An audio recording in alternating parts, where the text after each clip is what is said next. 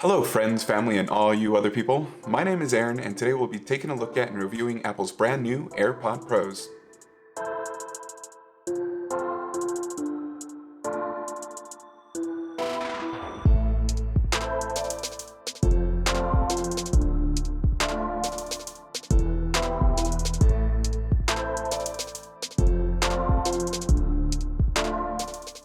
Apple's newest AirPods are available in only white, and at $250, these earbuds offer sweat resistance, noise canceling, an ambient or transparency mode, and 24 hours of total battery life.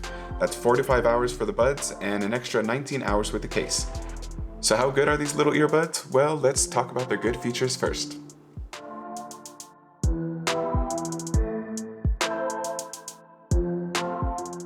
I recently reviewed the second generation AirPods, and I gotta say, the AirPod Pros are a pretty big improvement. One of Apple's biggest oversights with the original AirPods was their one-size-fits-all design and their lack of silicone ear tips. Fortunately, the Pros include 3 differently sized ear tips which are nice and comfortable. Just that alone is a very welcome upgrade from the OG AirPods, which always made my ears ache after an hour or so of use. I did notice one odd thing with these silicone ear tips though, and that's that they aren't your typical standard round ear tip. Instead, these things are more of an oval shape, and they actually clip onto the AirPod Pros rather than stretch over them like most other earbuds. This design is fine, but it does mean that you won't be able to swap them out for any other silicone ear tips that you might already own. On top of the improved ear tip design, the Apple Pros have noticeably better sound quality as well, especially when it comes to mids and bass.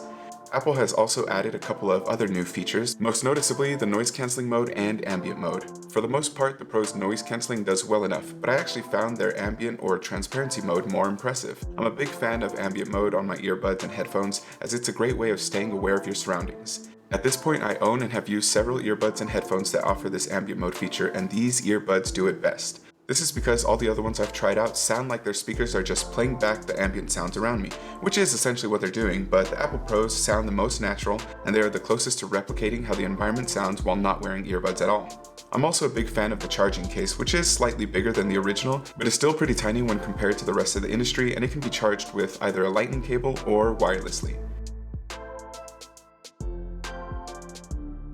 As expected, pairing these things to an Apple device is always super simple, and it's still simple enough when pairing to a non-Apple device. Once paired, they'll auto-connect to your device anytime they're removed from their case, and even better, each earbud actually connects to your phone individually so that you can use either earbud by itself if you are ever to want to keep one of your ears bud-free. The AirPod Pro's last good features is their call quality and their auto pause capabilities. And just like the regular AirPods, the AirPod Pros will automatically pause your content when you remove one from your ear.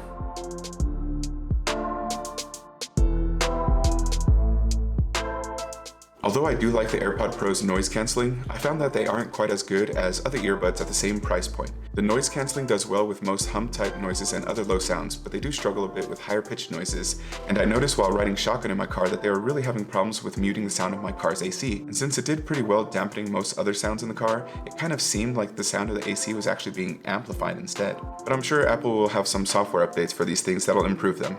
Now, some of AirPods Pro's features can be tailored to your liking in the Bluetooth setting, but I would have preferred a dedicated AirPod app to make these sort of changes.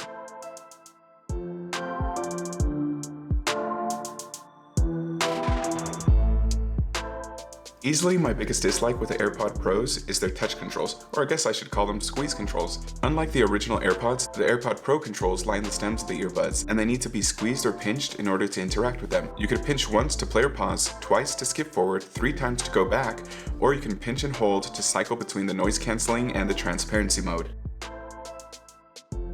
So there's no way to mess around with the volume, but more importantly, the controls are just really finicky and cumbersome, especially when compared to the older AirPod controls, which were simple and effective. And there's no way to use a single finger to interact with the controls because, like Newton's third law of motion tells us, you can only push on something as hard as it can resist your push. So the AirPod stems will just kind of move away as you try to click them with your one finger. I did hear some people say that the controls were changed to help prevent accidental touches, but I never had issues with accidental touches with my old AirPods. I mean, if you're connected to an Apple device with the original AirPods, they'll auto-pause anytime you remove them from your ears, and the touch functionality is basically turned off until you put them back in your ears. Meaning that the only time you should have accidental touches is while the earbuds are still in your ears. So unless you're running around banging your head on the wall, I don't really get how accidental touches are a real concern. Not to mention that, for just about every single pair of wireless earbuds out there, the touchpads are located on the part of the earbud that sits outside of your ear canal, which makes finding it with your fingers really easy, as you'll always kind of instinctively know where your ears are. But because the controls for the Pros are on the stems, you kind of have to search for them since you won't really have a feel for where they are. Sure, eventually you'll get used to this, especially once muscle memory comes into play, but it's still kind of weird. Just like the original AirPods, the AirPod Pros are not all that stylish, and honestly some people might think that the Pros look a little bit worse. Yes, the stems are noticeably shorter, but the black stripe really cheapens the look for me.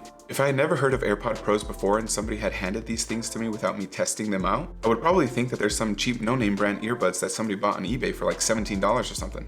Lastly, for non-Apple users, there's no way to update or make changes to the AirPod Pros, and the auto pause feature will not work for you. Overall, Apple's AirPod Pros are a great improvement over the original AirPods. They offer better sound, noise cancellation, and have a stellar charging case, but all of this comes with a big price tag and some funky touch controls. Still, these earbuds are a good option for Apple users and an okay one for Android users.